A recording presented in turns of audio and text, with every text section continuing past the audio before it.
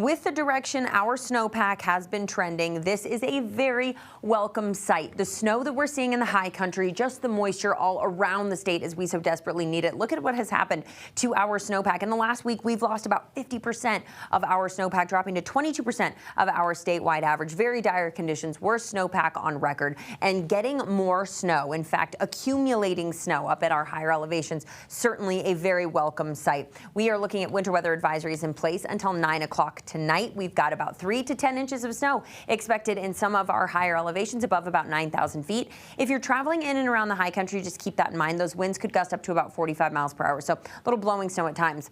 Other areas, some slightly lower elevations, picking up some rain. Again, moisture just across the board is desperately needed, not only in the mountains across the state. We'll be seeing more snow build in the high country throughout the day today before tapering tonight. With this wave of snow that we're tracking today into early tomorrow, favoring our southern mountains, going into Friday, we're going to see more moisture, and that's going to favor our northern mountains. So snow up in the mountains will continue. Rain as well becomes a little more widespread going into the afternoon before it starts to trickle down into the lower elevations, reaching us here in Denver around the noontime. And then we're going to be looking at more showers and storms carrying us through the afternoon and evening before the system clears out. So taking a closer look at right here in Denver along the Front Range, we've got these shower chances about 1 o'clock, and that just then after that it increases our potential to see some more showers and some isolated storms going into our afternoon. Rumble of thunder not out of the question for us, and that will all then clear up around kind of 9-10 o'clock. Things should start to taper off for us here in the Denver area.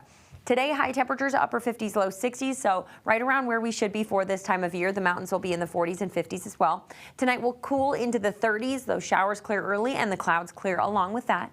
And then going into tomorrow, it's going to be a warmer and drier day. Temperatures in the low 70s. We'll see some sunshine, and it will be a little bit breezy.